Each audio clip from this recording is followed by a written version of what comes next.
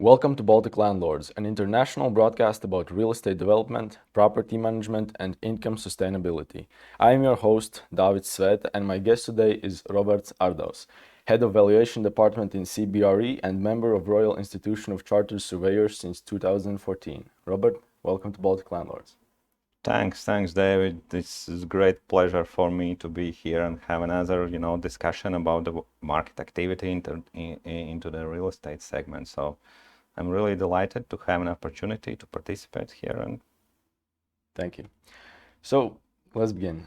As we know, location and durable cash flow are the main drivers for investment decisions. Why do you think we see an increase of investments into distressed assets right now? Could it be because free land plots, especially in central area of Riga, are obviously getting fewer? this might be, of course, one of the reasons. I haven't really, evidenced that big increase in distressed asset investments lately.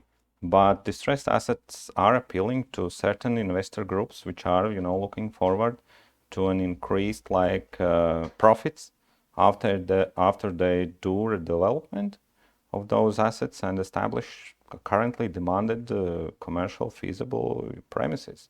So, well, to my understanding and to my opinion, Riga has still plenty of land available for development.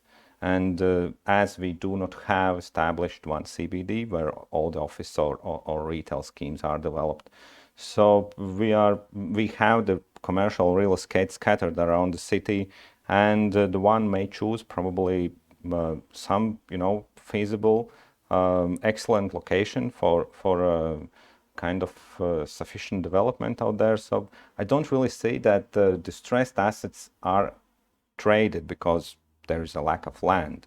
We still have a smallest land price level among the Baltic capitals. So that's probably not the reason.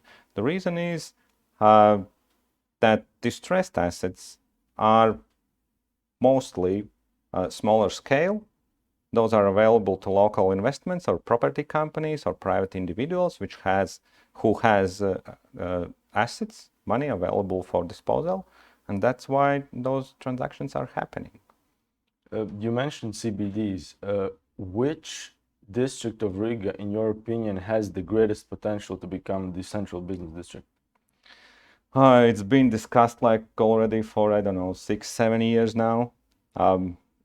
I think that Riga city center still is the most appealing. We'll see how the transportation infrastructure will develop, how Riga will be able to maintain the population within the city center, since it's decreasing for the last couple of years already. But nonetheless, city center, walking distance to leisure, to your apartment, to the work, probably will not change and stay the most convenient way for citizens or citizens of the city to move around. The other location probably is Kanste, where not all, but most of the major upcoming office developments at least are taking place. And other different locations, New Teka started developing by Hanner and continued by Gallio in next coming years. So this is quite significant office hub, and I believe it will be developed successfully in the future as well. We will see how the traffic will behave with an increasing population out there, but that's mainly it. Yeah, I think the traffic is one of the main concerns about New Teka, because the link between New Teka and center is the Gaisatilts, Yes. and it has a very big problems with the traffic in the afternoons of the days or in the starting of the day, because it can't withhold as much traffic as, for example, Zemetan Tilts on their side. Yes, I haven't explored it detailedly.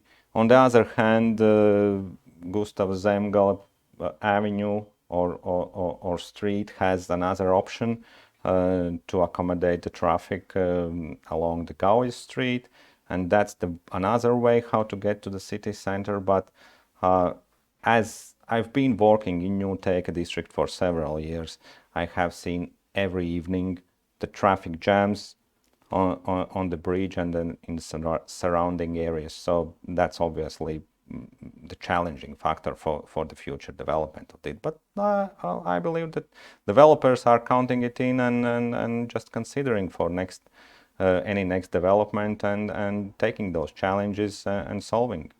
Yeah. And what do you think about Muukusal district and the areas of Agenskans and Tornkans where a lot of interest from developers have occurred in the past years? And I've even heard the Riga department plans for the next decade to improve that area and build up new projects for the housing stock and new projects for the commercial use. Well, Riga is probably not one of the major cities across the Europe. We have a traveling distance between our suburbs or sleeping districts like, I don't know, 30 minutes on average from the city center to any place of Riga suburbs. And that's probably the factor why we can develop the successful commercial real estate in many different locations. And Muukusal is one of the major arteries for traffic. It's next to the Daugava River with beautiful sceneries. And other amenities. There are shopping centers available. The knowledge mile is out there and developing. So I see this location as very convenient for future of commercial development as well as residential, because Agenskals is considered one of the most recognized and demanded areas for residential specifically. Yeah, I agree. Well, we'll talk about districts and the suburb area of Riga later on the show, but I wanted to talk about the valuation itself. So, on a local real estate podcast called Salsmaize, I heard you talking with Edgar Sheens, founder of Latio, and you said that real estate appraisers are looking at the long-term perspective of property when making the valuation of it. Could you comment on what are the factors you, as a property valuer, are looking at when making the assumption of potential increase or decrease in the value of property? This is a tricky part of the valuation. Yes, sure, valuers are trying to look into the future. Obviously, no one is able to look it precisely. So a site into the future is mainly grounded or based on the historical evidence. So for decades, we've been observing residential development, office development, retail development. And out of all this experience together, supported by sales evidence, by sales listings, we can anticipate some realistic scenarios for particular real estate, the subject property which is under the assessment, what is expected to happen to it in the future. And location. If the location is good, so probably the property itself, including all the buildings and improvements, may feel rather well going forward.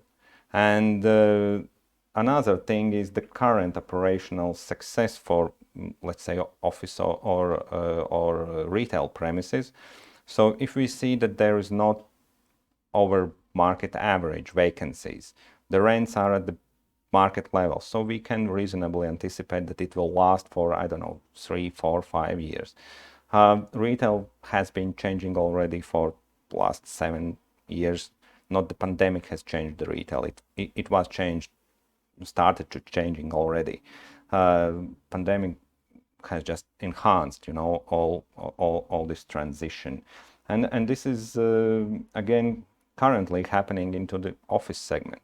So no one can probably predict what will happen to the certain buildings or certain locations. We all know that the demand, the work practices, employee requirements, the talent requirements are changing, and the landlords need to adjust and align with the changing market environment. And this gets even more challenging for valuers to see the exact property behave into the coming years. Yeah, and what is the gap of years that you are looking in the future? Is it something short term, like The 3 to medium 12 term, months, like or 2-3 years 2 or 3 perspective, years? probably up to 5. We cannot anticipate any 10 plus Yeah. year development preciseness or anticipations. No, of course. According to CBRE Baltic Investment 2020 Market View, prime logistics yield in Baltics is higher than prime office yield. Is there any correlation between this fact and the global pandemic, or has it always been like this? Industrial so far, like for the past decade, was evaluated as a bit more risky investment type in comparison to the office assets. Office is one of the core, likewise the industrial, but office was considered as one of the most stable cash flows. It has changed in 2020 when pandemic hit the office segment. Everyone practically has started to try to work remotely, and the remote work is to stay here. Probably not at 100% level, but it's still question. The hybrid work environment and all those challenges which need to be considered by office occupiers are still keeping the office occupancy below the pre-pandemic levels. On the other hand, industrial has improved slightly with e-commerce growing and the increasing demand for distribution options and the last mile deliveries and so on. So historically, industrial was evaluated as a bit risky in comparison to the office if we compare A grade properties, for example. But currently, in past 2 years, the situation has changed. And in many cases, not many because Baltic market is not that big, but in cases we explore, we see that industrial is improving and the cap rates are decreasing and are in the compressed like mode for already 1.5 years. Yeah. And do you see the digitalization of retail businesses affecting certain real estate sectors, as we talked recently, in the next 5 years even more, or will it level down and even out in the future years? Like, for example, do you see even more demand for warehouses and logistics centers in the near future because of e-commerce, or will it return back to normal levels? Because in Estonia, I was like 3 weeks ago in Estonia to visit my partners, and there are emerging businesses that are competing with Rimi and other big market change in the retail business by developing these small businesses that collaborate with Bolt and Volt, and in that way, distribute all their products and retail. Oh, I think that the competition will increase and many other options for earning the money for servicing the customers will emerge, and we probably do not know 50% of the options which will be like present in next 5 to 10 years from now. I do not think that retail is at as bad shape as it was considered like a year ago. Very much depends on vaccination, on the cautiousness of the society, how to get back to normal moving on everyday situations. So I do not think that everything or anything can be purchased online. Consumers will still require human touch, personal attitude. They want to visit brick and mortar physical stores, but the experience the retail will provide to the customers will change. And the survivors will be ones who can afford and who are keeping up with transition of existing schemes into the future demanded layouts, tenant mix, and many other entertaining components to provide along with the retail or fashion or electronic sales. Yeah, but in the sense of future development, do you think developers will be more interested in the A-grade office building developments or these logistical centers and warehouses, like we see Picha is doing a lot of new developments in the airport side of Riga? If we think on a pan-Baltic scale, I do not think that office will be stopped developing, or on the other hand, industrial will be stopped developing. we have a rather small development size if we can compare us to other Eastern European countries, for example. But I wouldn't say that one or another asset class will prevail, because there there will be demand for any type or any of currently existing core asset classes, but it need to be carefully figured out or calculated in which location, what size, what layout premises we need to deliver to the consumers, because office is changing from remote working for the last year or last 1.5 years to getting partially back to office and transforming the office life into the hybrid working mode. So we need to align with what's happening, what's been like enhanced by the pandemic. And well, I think that any of those your mentioned asset types can be developed very successfully in the future. So, and that's what's actually happening. The pipelines are huge for office. Not probably in Riga. Riga is like keeping up, but still in the not in the driver's seat if we compare to the neighboring countries. If, for example, Riga for the next couple of years has a pipeline of 100,000 square meters office space, so Vilnius probably has a triple of this figure in planning, and the current office stock is also significantly higher in the neighboring capitals. So, but this only means that Latvia probably is more ready for already changing environment. So when we will start more rapid pace in construction, so we will already know better what exactly to construct. Yeah, I agree. CBRE works with investors in commercial developments all around the world. Is there much interest from foreign players in Baltic real estate market right now? Most of the interest is still from local investment funds operating here across the Baltics for 10 and more years. Those are very recognized and known investors, probably to many of us. But what we see, there is an increasing interest from institutional investment money coming into here from the Western and core European markets, particularly in the rental residential segment. Since the residential yields across the Europe are below 4% on average, 3.5, 3%, and Baltics still offer an attractive return options for the institutional money, and that's what's actually happened during the start of 2021. VIG acquired the residential portfolio, and I strongly believe that this sentiment or trend will continue.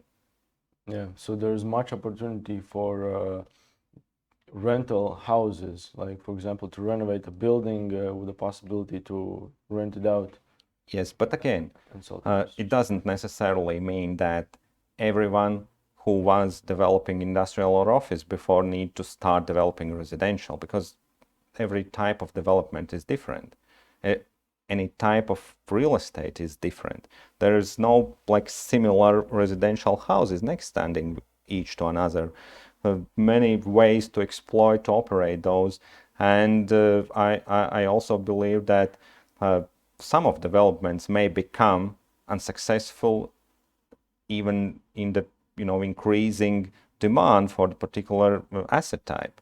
So this is construction, proper layout planning, proper locations, and proper management after all. Yeah. And do the investors come to you as experts with their own point of view and some business plan, or do you consult them and suggest some opportunities? Because as I see it, if I was an investor from, let's say, France and I saw Latin market, I would think that the central district of Riga is with potential now, know nothing about the other places. Do they trust you on your calls if you say that, for example, Skansta is developing very fast or Jaunā Teika? Developers who are asking for advice for sure trust us, trust our advice. But in the same time, they have a proper vision, the exact strategy, what they want to develop. The main questions are about the city planning, the local regulations, which are probably not the familiar part to those developers. And so this is basically what we advise. We search for the land plots, we explain the building regulations, the particular land plot capabilities, market demand, and explain the pricing, assumptions for the price increase in the particular segment if relevant or applicable. So that's what our clients appreciate. Those mainly are professional developers, and they understand what the average or economy or luxury apartment means. What are the construction costs? What are their employment or construction force capabilities? This is all known to them, and they mostly appreciate, as I said, the local regulations, the local market practices. As you said, which districts are of most demand for residential acquisitions and so on. That's what we advise on. Yeah, and I would assume that you also help with connecting with, for example, constructors and maybe even property managers, or do Yes. they come with all the stuff from abroad? It depends. It depends, but we offer full range of services, so if needed, we are happy to assist on everything. Okay. I have also talked with the Auseklis Sarkans and Klaus Vasks on the show, and both of them agree that Latvia is 5 to 6 years behind Lithuania and Estonia in real estate development. How much time do you think it will take to catch up with the two neighbors in this regard, and is it even possible? I think everything is possible. For every individual, there is a possibility that he can achieve something or he cannot. He just need to decide whether he can or no. I do not know how many years it can take. I know and I can agree that we are behind. This is not, the bright part about our development policy, which been implemented for I don't know, 10, probably more years already. Our neighbors are ahead. This is evident by the construction volumes, by the assigned or attracted foreign SSC occupiers, BPO occupiers, and so on. Also for construction of shopping centers. The construction is probably also, like a phenomena of Estonian and Lithuanian developers being in the driver's seat for the Baltic scale. And when they have an evidence that in their home country the land is getting too expensive, the saturation or capacity of demand can be at some point reached for the particular asset type development, they just move on the locations where this development hasn't happened that rapidly. Our construction companies, as known, are mostly busy with governmental procurements and infrastructure development, so we haven't been that much into, for example, office or shopping center developments. Shopping centers is another topic. No one knows really whether the another shopping center is suitable for Riga. We have an evidence in Estonia that not all of the developments are successful, so this is a big question mark. But as for Vilnius, for example, there's been 300,000 square meters office pipeline for this and the next year. Everything is going on mostly as planned. Take-up and occupancy is also keeping up, and in the same time being the biggest capital city across or among the Baltics, Riga has only at around 100,000 development pipeline currently. So we need hands to help us to construct the buildings. Yeah, and what do you think is the cause of this slow pace? Could it be the lack of ambition of the developers themselves or the regulation part, as you mentioned, from the government side, Uh, that it takes so much to I don't know if make the the project? regulation is the most crucial element of all. I think this is a component of many different factors, including Latvia mostly suffering in 2008 crisis. So we have a bright memory of what has happened. So we are more careful about putting money into the real estate once again. And most of the developments, office developments, are from the neighboring countries still. So that's the other thing. Investment agency contribution to getting international tenants to the country office market probably is another thing. Who are more successful, who are less, and those are all factors combined bring the result to the table. So we see that we are just not as rapidly developing as Tallinn and Vilnius, for example. Yeah. And what is your take on suburb areas of Latvia? Do you see some regions that have undervalued potential besides the areas in 20-kilometer radius around Riga, of course?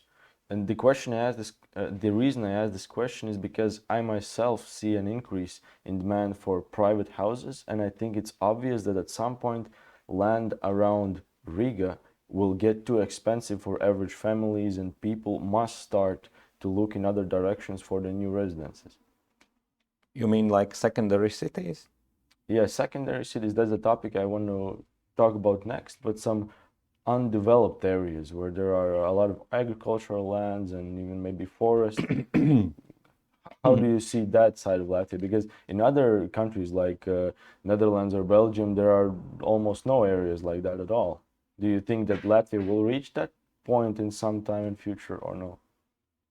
We have still a decreasing population outlook if we look from the long-term development perspective. So I don't see that in medium term we might run out of quality residential development land. And this is another question. What is the territory or the area which might be considered like Riga supporting zones or vicinities? Because many of people living in Jelgava, for example, drive 50 kilometers on a daily basis, and considering Riga as the workplace and Jelgava as the place of residence for them.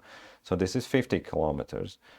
May we encounter only 20 outside the Riga city border as appealing land for the residential development? Probably not.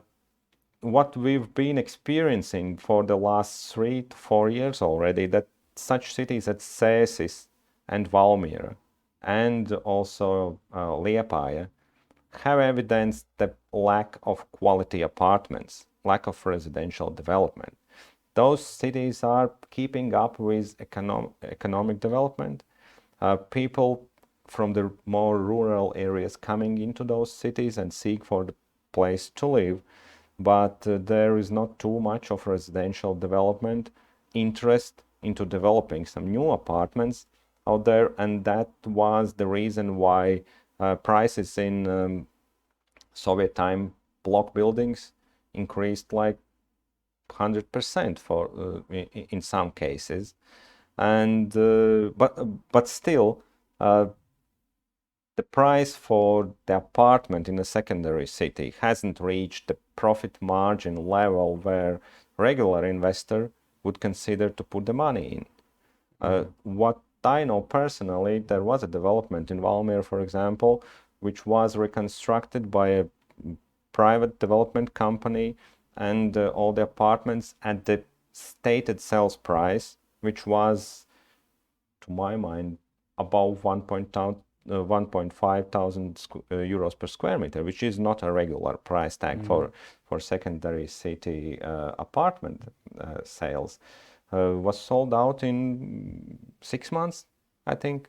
So we for sure know that the demand is there, but developers are still busy with developing the capital city locations, which is also understandable. Why do you think it is so? Why don't new developers emerge and take these areas of Kurzeme coast like Liepāja, Ventspils, and Because the we other side? have delivered so far only slightly above 1,000 and less than 2,000 apartments per year in Riga.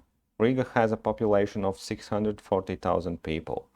80% lived in block buildings developed in like past 60, 50, 40 years, which are probably rather Almost outdated expired. currently. Yes. Yeah. And developers understand that in next 10, 15 years, there will be very much increasing demand for quality apartment because of like remote working environment, which is now new normal. People with increasing income level will seek for improved residence environment. So the demand will go for the new developments. And that's what's actually been already evident for last 3 years, that even though that the block apartment building volumes and sales on the individual unit basis are like in a major leading sales product currently, but percentage-wise, we see that people are starting to buy new apartments, and this is not yet overcoming the block apartment sales volumes, but the demand is there, we see, and the trend is there. And developers follow the situation, and the safest investments generally is in the central locations, which for Latvia means Riga. So that's the explanation. And do you think there will come a time when these Soviet buildings are clearly expired and the government steps in and says that in some period of time people have to move out of them and they have to be either transformed or demolished, or do you think that will not happen? And what will happen with the people living in there? Because I, from my experience as a real estate agent, I see very big volume in the purchases of such apartments, which are these block houses and Soviet time buildings. This is the more affordable product Yeah. according to our income levels. So that's why the most of the purchases go for the block apartments still. If one would ask if I would invest money in buying a block apartment rather than the new development, probably not, but that's just me. This is a tough question to answer, whether the government will enforce moving out people from their properties in the block buildings. There need to be some compensations considered and so on. Very much depends on the property management.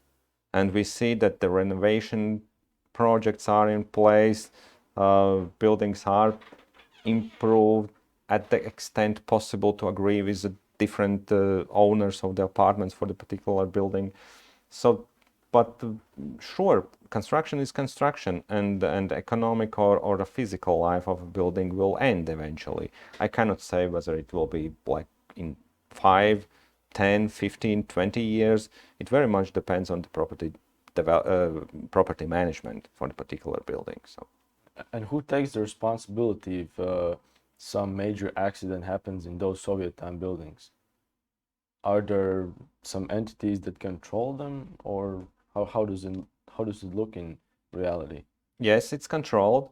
The buildings are surveyed or inspected by municipal authorities, and depending on the building, depending on the age of the current particular building, the inspections are carried out once in 2-5 years, to my knowledge, and activity has been started if I'm not mistaken, like 1 or 2 years ago, to schedule inspection for Soviet time block buildings in order to just acknowledge to the municipality what condition those buildings really are, because initial time for operating those buildings is already expired Yeah, and has been prolonged because there is no really other options currently. yeah, of course. Okay, let's talk about the other cities around Riga. So, which of the five big cities has more perspective in your opinion? Daugavpils, Valmiera, Jelgava, Ventspils, or Liepaja? I can share my personal opinion as well, but I want to hear your point of view first. Well, definitely this is Valmiera, because I'm come from Valmiera. So Actually, too. if From the roots. if we depart from such assumptions, so probably Liepaja has most of industrial potential, and there are local developers actively participating into construction business. So I would vote for Liepaja at the very much extent. The other city is probably Jelgava, which has also a big industrial potential in there. Historically, there are enough power capacities. It is the city is located next to the major highways from the industrial perspective, which is the crucial point for one who decide to develop anything. And yes, Jurmal, like a kurort area. Still, there's been evident the sales price decline for some exclusive developments, residential developments in Jurmal city, but I don't really, see or believe that the Jurmal's real potential is already exhausted. So seaside is attractive. What's been also pointed out when the pandemic hit, many of non-Latvian residents who had apartments in Jurmala talked to their business partners in other countries where restrictions were much higher, were much like hard in comparison to our country. While those people living in Jurmal just enjoyed the time at the seaside. No one was like restricted from leaving the apartment, even during the most hardest time of imposed restrictions here. So every city has a potential. Very much depends on the policy from the local authorities, and probably manufacturing and production still, even in electronic environment, which is approaching rapidly. Production and manufacturing is also one of the key factors for success for the particular city. So while we have any of value add to bring out of those locations, to do more exports, people will be willing to live in the secondary cities. And what's been evident also from the start of pandemic, that many who worked in Riga and every day went to the office, found a situation where they are asked, or by their choice they may work remotely, so they moved back to the countryside, to their place where they were living before arriving at the capital city. And this residence or remote working, for many of them, stayed like permanent. And that's why construction for private individual houses also increased outside the Riga. If I had to place my own bets, I would say Jelgava and Valmiera also, because those are the links, the link cities between Lithuania and Estonia. And as you said, in Jelgava, it's located right next to the big highway that connects Riga and Vilnius at the other end. And Valmiera is the same thing with the Estonian cities. So I see very great potential in the areas around Jelgava and Valmiera because there are many agricultural lands or even lands on which you can already build buildings or lands that can be deforested. And I see a lot of residential development in that side. Do you think it could catch the level of the residential and private house village movement that is currently happening around Riga? Or is it still a long way to that point in those areas? Well, as we know, Riga has a population of 640,000, Valmiera Yeah. probably 25, 30,000. Yeah, It is how much less? 20 times? almost. Yeah. So there is an answer. So the capacity of Riga construction volumes probably cannot be reached by any other city in coming 10 years, 20 years. And as also pointed out before, we have a declining population trend still. Lithuanians have managed to turn this trend around, and they have already increasing population trend there. So this is all about how we can attract people. And if we do not increase the birth rates, so we need to attract people from somewhere else. This is again about the policy, how we do it. Because country cannot exist with no people living in there. Yeah. I wouldn't agree with you by saying that in the rural areas, the agricultural land is like plenty of it, and one might consider to develop residential out there. Indeed, the agricultural land is the only asset within the last 10 years which hasn't decreased in the value. On the That's other right. hand, it has like 5 times increased the value for the last 10 years, sorry. So agricultural land is very much appreciated asset type by foreign investors, including the pension funds as well. The interest rates or the yield which can be assigned to the agricultural land is at around 3.5-4%. This cannot be found in any alternative investment options here currently. So agricultural land is something which needs to be evaluated very, very appreciative or very much evaluated going forward. Agricultural land is not getting more, and it just needs to be operated in a productive way. And this is really our goal we have here.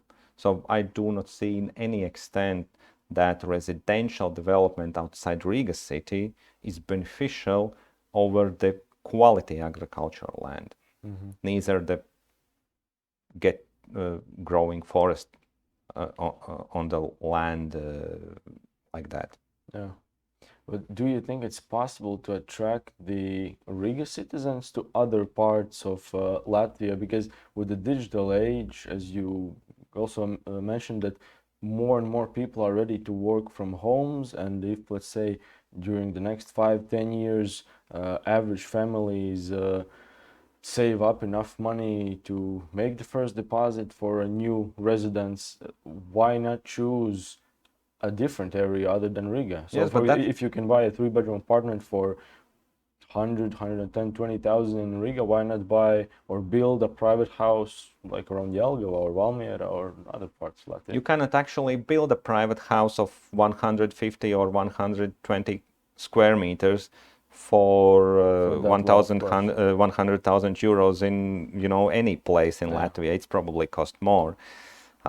But this is actually already happening for 5 or 6 years in Cesis, which is located like 70 kilometers away from the capital city. Again, at the vicinity of the major highway to Riga. It takes an hour for a regular traveler to get to the capital city. This is the same case from Valmiera as well. And people just find that the everyday living is cheaper in those cities. Outskirts of the city are more accessible. Kindergartens are available. Schools are not that bad or even better than some located in the capital city. So the place of residence, those smaller cities are becoming more and more appealing. And even if we cannot compare Riga to metropolis of bigger countries like UK or Canada, where such trend also is evident that those metropolitan areas are not considered as a future city which will be demanded by a high quality workforce, or the talent as we call them today, because smaller population at some, I don't know, 6, 7, 800,000 people count can provide the same leisure, the same collaboration, the same knowledge for new talents as it would be, for example, for 11 million people city. But 11 million people city is probably too crowded at some point, and new professionals are seeking for more convenient ways for them to live, to attend, to entertain themselves, and nature hasn't been desire to be at the nature hasn't been changed for the human being still, and it wouldn't be probably in any case, and at no time. So this is the benefits which small locations offer. We cannot expect that very small cities might be successful in attracting great talent, but still we see that Draugi MLV has opened the office in Cesis, and many startups are coming there. I've been in Cesis for several times this summer, and I very much like the city, the old historic building redevelopment, reconstruction, many cozy local restaurants with the history. This is beautiful environment to live in. Yeah. And the other examples in Vidzeme as well, like Sigulda, Ligatne, those are smaller cities, but there's also a lot of new development and interest from people. Yes. I have some clients who have moved from the outskirts of Riga to Sigulda and Ligatne as well. Exactly. And it's been 14 to 15 minutes, 40 to 50 minutes by train from Sigulda to arrive at the Riga city center, where again A-class office buildings are developed.